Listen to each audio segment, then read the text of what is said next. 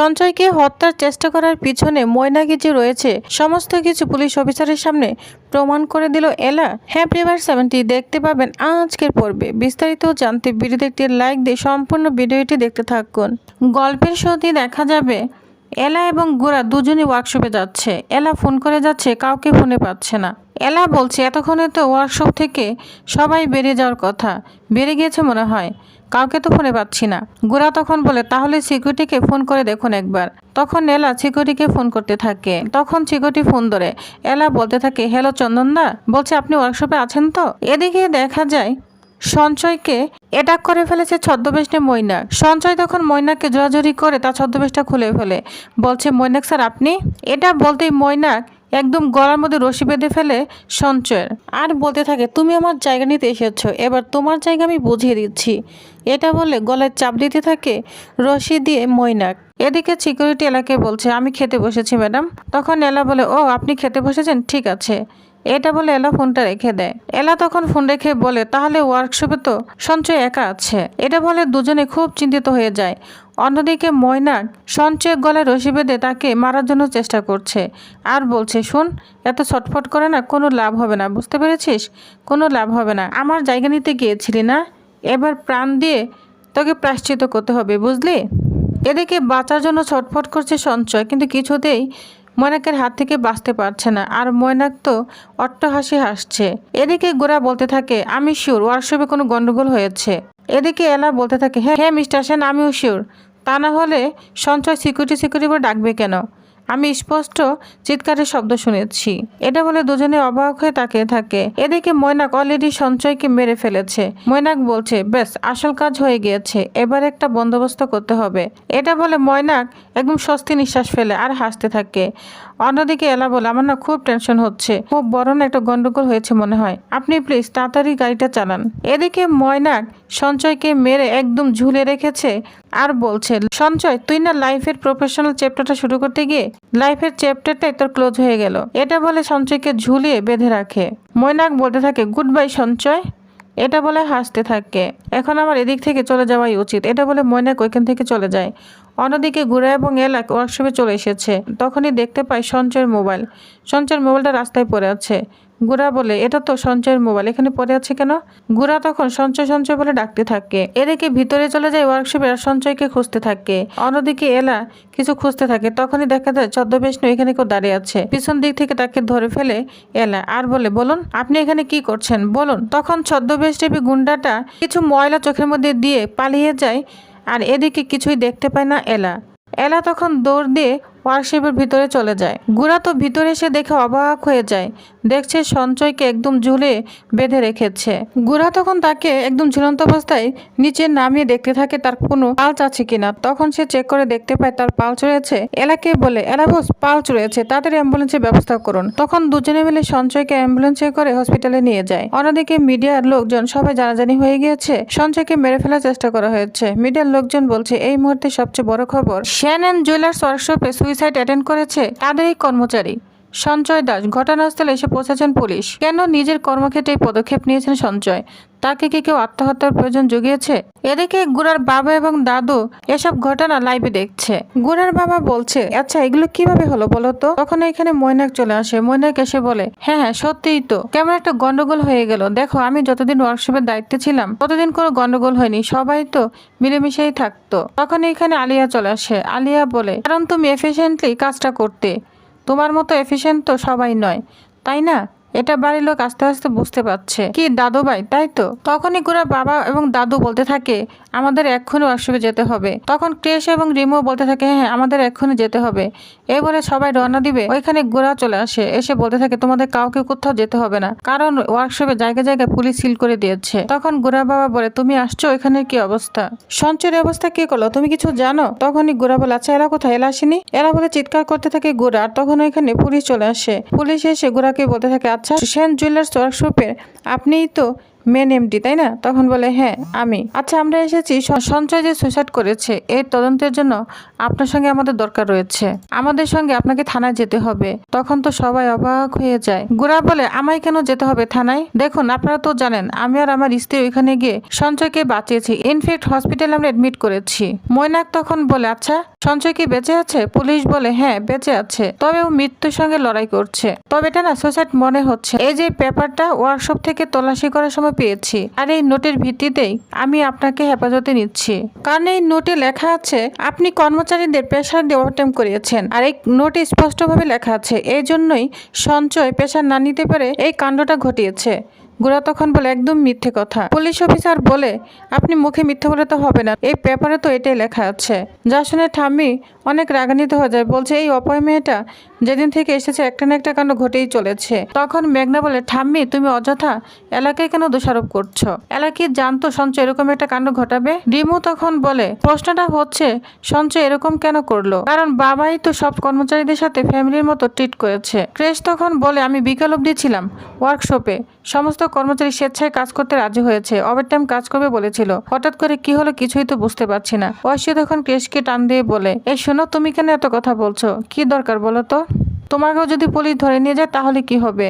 Crash তখন বলে দাদাভাইকে পুলিশ হেফাজতে নিয়ে যাবে বলছে, আর আমি চুপ করে থাকবো? তখন ক্রেশ বলে অফিসার আমি বলছি কিছু একটা ভুল আছে। কিন্তু অফিসার বলে শুনুন আপনাদের যা বলার থানায় এসে বলবেন, এখন আর অযথা সময় নষ্ট করবে না। মিস্টার সেন আমাদের সঙ্গে থানায় চলুন। আচ্ছা ওনাকে না গাড়িতে নিয়ে তুলুন। তখন পুলিশ অফিসার গোরাকে নিয়ে থানায় যাবে। ওই মুহূর্তে মৈনাক বলে ওঠে ওকে নিয়ে আপনারা কোথাও যাবে না, কারণ যা ঘটেছে এটা গুড়ার কোনো দোষ নেই, আমি সারেন্ডার করছি। যা শুনে তো গুড়া অবাক হয়ে যায়। অন্যদিকে এলা তো সে ওয়ার্কশপে রয়েছে। এলা মনে মনে বলছে আমি নিশ্চিত সঞ্চয় সুইসাইড করেনি, সঞ্চয়কে কেউ মারতে এসেছিল।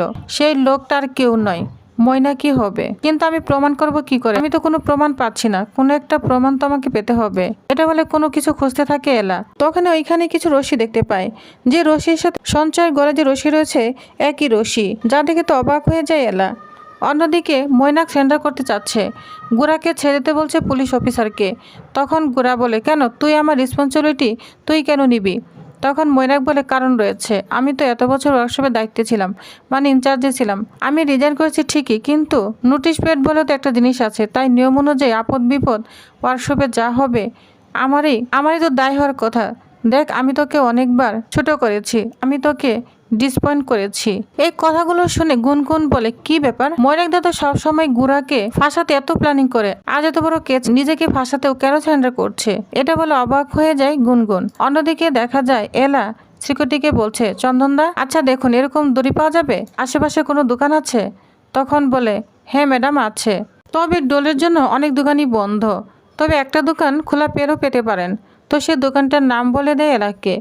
অন্যদিকে মৈনাক বলে শুন আমার কোম্পানির জন্য আমার পরিবারের জন্য আমি তো এটুকু করতেই পারি বল, আর তোরা আমার জন্য যা করেছিস আমাদের দুবেলা ভাত জুটতো না, তোদের জন্যই আজ আমরা এখানে এসে পৌঁছেছি, সব বিপদ কাটিয়ে উঠেছি।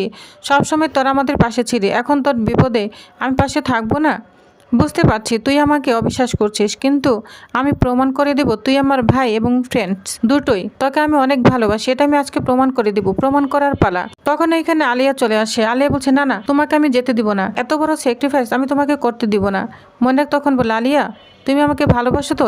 যদি ভালোবাসো এটুকু স্যাক্রিফাইস তোমাকে করতেই হবে। কিন্তু আলিয়া কিছুতেই শুনতে চায় না। সংযুক্তা তখন বলে ভালোই হবে, মৈনাকের মতো ক্রিমিনাল শাস্তি পেলে ভালো হবে, আমার মেয়েকে অন্য কোথায় ভালো ছেলে দেখে বিয়ে দিতে পারবো। সংযুক্তা আলিয়াকে কন্ট্রোল করার চেষ্টা করছে। এদিকে মেঘনা বলে ও তো আমাকে অনেক ঠকিয়েছে, তাহলে মৈনাকের জন্য আমার কেন খারাপ লাগছে? গুনগুন তখন গোরাকে এসে বলে গোরা তুমি কি এখনো চুপ করে থাকবে?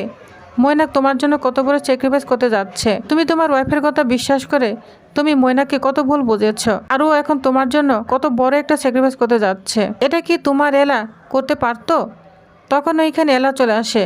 এলা বলে এটা কি আদৌ ত্যাগ? যা শুনে তো সবাই অবাক হয়ে এলার দিকে তাকিয়ে থাকে। এলা তখন বলে ত্যাগ না অপরাধ, নাকি অপরাধ ধামাচাপা দেওয়ার চেষ্টা? গুড়ার মা তখন বলতে থাকে অপরাধ ধামাচাপা দেওয়ার চেষ্টা? কি বলছো এলা? মানে কি ধামাচাপা দিচ্ছে মৈনাক? তখন এলা বলতে থাকে পুরো অপরাধটাই ধামাচাপা দেওয়ার চেষ্টা করছে মামুনি। অ্যাটেম্প টু মার্ডারকে অ্যাটেম্প টু সুইসাইড বলে চালানোর চেষ্টা করছে।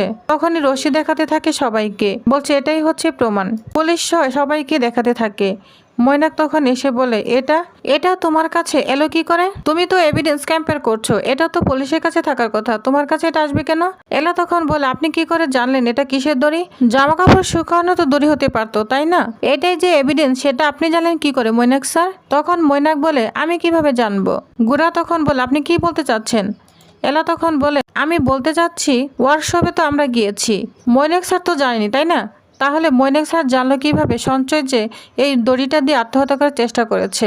এটা উনি কিভাবে জানলো? কি হলো মৈনাক স্যার, বলুন আপনি কি করে জানলেন এই দড়িটা দিয়ে সঞ্চয় আত্মহত্যা করার চেষ্টা করেছে? মৈনাক তখন বলে, শোনো, তুমি না সবসময় অকারণে আমায় দোষারোপ করো, নিজের মত বানিয়ে একটা কিছু বলে দাও, তাই না? ঠাম্মি তখন বলে, তুমি না সব সময় মৈনাকের ভালো মানুষকে সুযোগ নাও, সব সময় তুমি মৈনাককে দোষারোপ করো। কেন দোষারোপ করো? আর তুমি কি ভেবেছো আমরা সেটা মেনে নিব? আরে বাবা, এই ছেলেটা তোমার স্বামীর প্রাণ বাঁচানোর জন্য নিজেকে পুলিশের হাতে তুলে দিচ্ছে, তার জন্য কি তোমার কোনো কৃতজ্ঞতা নেই? আর তার বিরুদ্ধেই তুমি এই জঘন্য অভিযোগ তুলছো, কোন সাহসে? এলা তখন বলে, ঠামি, ছোট থেকে আমার সাহসটা একটু বেশি, কিন্তু আজ আমি প্রমাণ ছাড়া কথা বলছি না। দাদু তখন বলে, কি প্রমাণ তুমি পেয়েছো? এলা তখন বলে, দাদু, এই যে এই দড়িটা প্রমাণ পেয়েছি, এই দড়িটা দিয়ে সঞ্চয় আত্মহত্যা করার চেষ্টা করেছে। আমি আশেপাশে জিজ্ঞেস করে জানতে পেরেছি আমাদের ওয়ার্কশপের সামনে যে চৌমাথাটা আছে সেখানে একটা দোকান রয়েছে, যে দোকানে এই ধরনের জিনিস পাওয়া যায়। আর ওই দোকান থেকে ঘন্টাখানেক আগে এই দড়িটা ওই লোকটাই কিনেছে, সেই দোকানদারকে নিয়ে এসেছে প্রমাণস্বরূপ। তখন সেই দোকানদার পুলিশ অফিসারের সঙ্গে কথা বলতে থাকে, বলছে, হ্যাঁ, আমার দোকান থেকে একজন লম্বা মতো লোক এই দড়িটা কিনেছে, তবে ওনাকে আমি দেখতে পাইনি, মুখোশ পরা ছিল, এজন্য বুঝতে পারিনি। গুনগুন তখন এসে বলে, কিরে এলা, কেন আমার ব্রোকে দোষারোপ করছো? এরকম লম্বা লোক তো অনেকেই হতে পারে। তখন এলা বলে, আমি তো প্রমাণ ছাড়া কথা বলছি না, অবশ্যই প্রমাণ রয়েছে, আপনি যাই প্রমাণ বলুন না কেন। একটা নোট রয়েছে, সেই নোটে লেখা আছে সঞ্চয়কে দিয়ে প্রেশার করে ওভারটাইম করিয়েছেন, এটা তো মিথ্যে হতে পারে না। তখন এলা বলে, শুনুন, সঞ্চয় ডান হাতে ছিল না, সঞ্চয় বাঁ হাতে ছিল, কারণ সে যখন ফাঁস দিবে সে অবশ্যই ডান হাত দিয়ে দিবে না, বাম হাত দিয়ে দিবে, কাজে এটা প্রমাণ হয় এটা অ্যাটেম্পট টু মার্ডার কেস, অবশ্যই অ্যাটেম্পট টু সুইসাইড কেস নয়। যা শুনে সবাই অবাক হয়ে যায়। এদিকে সমস্ত প্রমাণ পেয়ে অনেকটা মৈনাকের দিকে সন্দেহতেই চলে যায়। পুলিশ তখন মৈনাককে বলে, যতদিন পর্যন্ত তদন্ত চলবে আপনি কিন্তু এর বাইরে কোথাও যেতে পারবেন না। এলা তখন বলে, পুলিশ হেফাজতে যাওয়ার জন্য তৈরি হন মৈনাক স্যার, কিন্তু গোরা মৈনাককে আবারও কোম্পানিতে জয়েন করতে চাচ্ছে। যা শুনে এলা তো অবাক হয়ে যায়, বলছে, মিস্টার সেন কি মৈনাককে চোখে চোখে রাখার জন্য এই কাজটা করছে? এটা বলে এলা অবাক হয়ে যায়। তো প্রিভিয়াস নেক্সট আকর্ষণীয় পর্বে আর কি কি হতে চলেছে তো জানতে অবশ্যই আমার সাথেই থাকুন। ধন্যবাদ।